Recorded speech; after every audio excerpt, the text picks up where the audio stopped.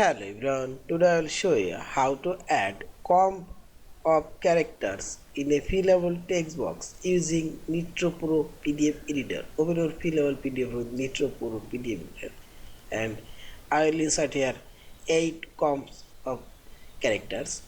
Click on this form option and here you will find this text field.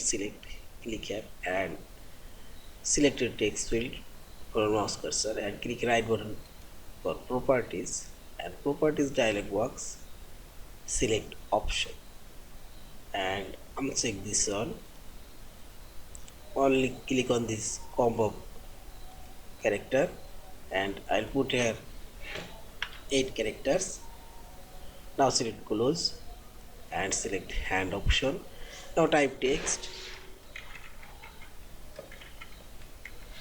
and see this.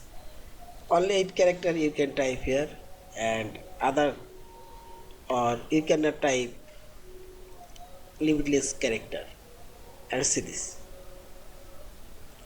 Also insert here properties option and select here uncheck and come 10. Now select and type text and see this only 10 characters combo of characters you can type and see this. Yeah, thank you for watching. Please subscribe, like, share and comment.